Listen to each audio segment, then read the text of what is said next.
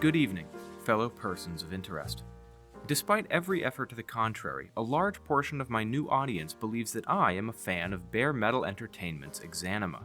For that reason, when General Sam, pictured here, released his newest display of skill, a small portion of his hikikomori army were fed my videos. Like the elastic waistbands on their underwear, I could not hold up under the immense pressure, and I crawl before you now with more Exanima content. Thankfully, a beta has just been released for testing.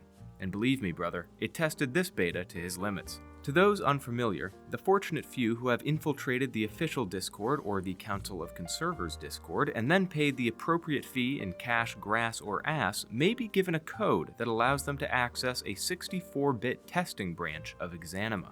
Any new content or changes to existing AI will pass through this version first, and for a multitude of reasons, I don't think I can ever go back to the original 32 bits. While some glitches still occur at 64-bit, every one has been resolved by a simple quit and restart. And never once has an entire level been blocked off to me because of a simulation failure, something that was a staple of the 32-bit prison. Lucky for you, all this means that I can delve into the deepest crevasses and hadal holes of this sensuous world without fear of soft locking. But that's enough out of me. For now, we go to Naked Man on Floor of Dungeon.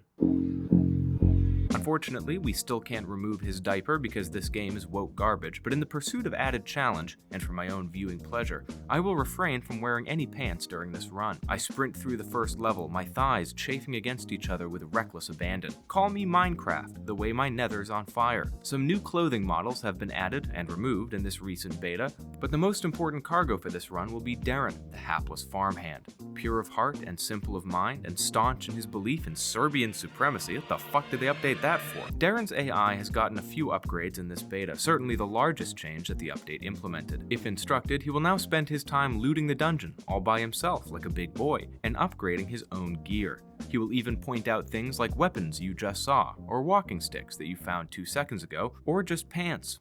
And then pants again. And then, listen man, I'm not putting on the fucking pants. Every once in a while, I crack open his inventory and find a bunch of garbage he's been accumulating right under my nose. We're starting to hit her anxiety. The hoarder in her is coming out. On the off chance that he does find a weapon I missed, I hope his AI doesn't remember when I take it from him. Consider it a fee for getting to watch me walk away. He also asks you if you're doing okay when you lose a notable amount of health. So far, the answers you can give are not numerous, and they certainly don't include the things I'd like to say to him after he watched me eat shit like a goober. He gets to pipe up whenever he wants, but when I watch him cycle the same pathing error like 9 times, I'm not allowed to let into him like a drunk football dad. Bare metal? Go ahead and patch that when you have a chance. My prior videos only covered the first few levels of the campaign. Something I would be ashamed about were you not the little content pig that sat through them, isn't that right, little buddy? This time, it is my solemn pledge that I will make it to the final halls of this decrepit kingdom. But in the interest of time, let's fast forward through any repeats. The old B-Man would have split-screened some Subway Surfers to keep you engaged during this time lapse, or perhaps a podcast clip from a man who respects women so little that he's come back around to being gay. But we have a lot of new subscribers in our midst, so we must put on a good face for company, something that projects an intellectual image. Gentleman and lady, presenting a history of philosophy from Wheaton College, please welcome Dr. Arthur Holmes. So that what you have is known in later theological language as traducianism, the notion that the soul is transmitted with the body from father to child. Now, the way in which they understood it then is simply that the offspring are contained in miniature in the father's seed. The offspring in miniature contain soul as well as body, which, deposited in a warm place, proceed to grow to childhood and adulthood. For the 5 of you that sat through that, let's discuss late-game Exanima. After Derrin whimpers about going through the portal, yeah, brother, I'm scared too. That's why I'm wearing the diaper. You'll receive the final checkpoint of the game, unless of course you know how to back up your saves, but we wouldn't. I mean, I wouldn't. I mean, who even? Whoa, check it out, it's Subway Surfers. Okay, moving through level 4. Yes, it's very scary because of Sir, but frankly it's been in the game for so long I thought they would do something with it already. So, level 5 is called the Crossroads, and anyone who says otherwise is doing a psyop on you and you should dox them. Healing potions and crystals are the main loot in this level, but the beta has added yet another reason to be thorough. In the police station, a suspicious platform has been constructed. It resembles another one, locked in a secret room of a local physician. What's more, a strange device can now be found in the police lockup. Its purpose, yet another mystery of this world. It cannot be double-clicked and used like a key, and I could not manipulate it to fit anywhere. It must have some purpose. Derrin, bend over. I'll have to leave it a mystery for now. Certainly, Bare Metal would never put a device in their game which has absolutely no function at all, and then leave us to wonder at it for years between updates. Anyway, there's also a sewer to this level, but I'm already scrambling around in my own feces, so let's get on to better things. Derrin and I hope to find something new and exciting on the Golem President, leading to an extended mapless run through the level that I call the Hall of Mirrors, because everything looks the fucking same. Thankfully, my game sense is the sharpest on God's blue ball, and I can locate a boss room like a fork-wielding toddler can locate an outlet. We engage, not knowing that this fight would be so long and calculated, and could prove quite boring as a viewer. Ladies and gentlemen from Wheaton College, Dr. Arthur Holmes. Notion of immaterial, transcendent forms. Any kind of Platonic or Aristotelian forms, for that matter.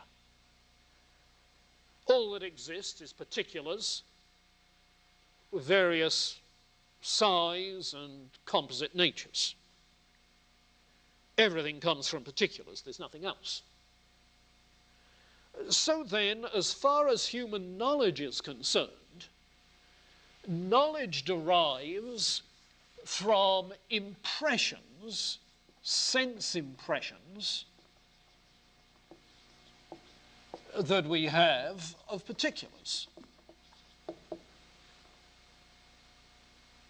So that the ordered causal processes of nature produce these impressions on the consciousness. Impressions on what? On the consciousness, which is, apart from these impressions, what they called tabula rasa, a blank tablet, like a blank tablet of wax, on which a seal makes an impression, or a blank piece of paper on which a marker makes an impression. Okay? So the mind is blank. Pantsless, I prove far too nimble for the simple Colossus. Nonetheless, he gets the last laugh. He has no fresh content on him, and the Golem armor comes with built-in pants like some kind of ball-cupping fascist, so I guess that's that. 2 more levels lie ahead of us. First, we're going to go to the deadliest level in the game, the Gentry. That's right, fire up those comments, boys. The deadliest level in the game? What the fuck is B-Man talking about? Have his CVS cold and flu cocktails finally caught up with him? Has he run out of his military-grade antipsychotic suppositories already? Neither of those are any of your business, first of all, unless you're my mailman, who's about to get exactly what his glowy ass deserves. No, the ghouls and goblins of Exanima all take a backseat to the true danger, hole. You see, no level has as tempting a hole as the Gentry. It coaxes you with the image of a shortcut, drawing you in, only to pull the carpet out from under you when you absolutely most expect it. If you can forgive the Gentry for this crime, you will find a level replete with lore revelations and interesting enemies. Test your magic against the thaumaturgic warriors. Have a PTSD flashback to Hell Mode when you crack open a door to see the most enemies per capita of any level yet. Realize as you easily dispatch each one that you'll never actually achieve the adrenaline high that Hell Mode gave to you. Discover the aged corpse of one Corleone, former magic practitioner, and use this revelation to explode with newfound power. Best of all, once that is done, you can still get your ass beat sideways by the demons of the market. Everyone get in the car and roll the windows up. We're heading on down to the horrors. Every beast in this game attempts to kill you using an identical, time-tested strategy. It's the same one your drunk stepmom uses to cop a feel on the Applebee's waiter. Step 1, prolong the hug. Step 2, repeat. The only counter for this maneuver is to always be backing away and holding down that attack button. But but I guess that's not something Applebee's allows, so I guess Donna gets to keep having fun. Your biggest threat is going to be the fail. These are terrifying horned demons, or as the AI gooner-baiting Twitter bots call it, hear me out. Remember when journalists were on that website?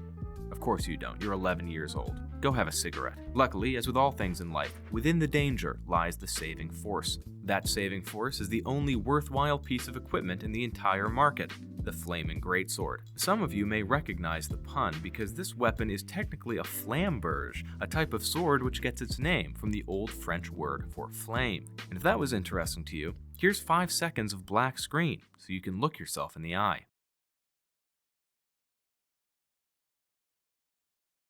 In order to get the greatsword, you will need to brave the market sewers, something I consider a separate level, but for which I don't believe there is a nickname yet. So what say we roll out the whiteboard and focus group this thing, huh? How about the crawl space? Okay, how about the fecal caves? The layers? Yeah, I'm already getting bored, but I have so much more footage down here to use. Hello? This is the B-Man.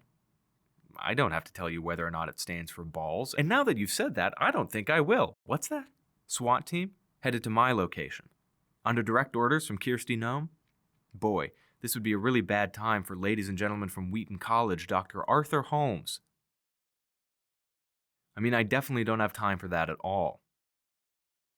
So wrapping up, if you want to stay up to date on Exanima content, please do join one of the Discords. I did it, and they've only sent me one photo of the front of my home. Without the Exanima community, my videos wouldn't have had the chance to reach the astronomical view counts they have now. So show them some love before my ego dictates that I leave them all in the hood to chase bigger checks. Find me on any social media you'd be ashamed to admit using.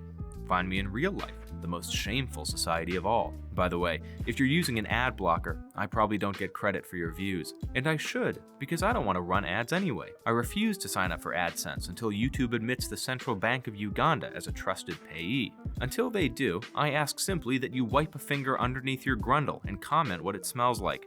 That's what I call quality AI training data. And with that, this has been the B-Man, and the B-Man is this has been.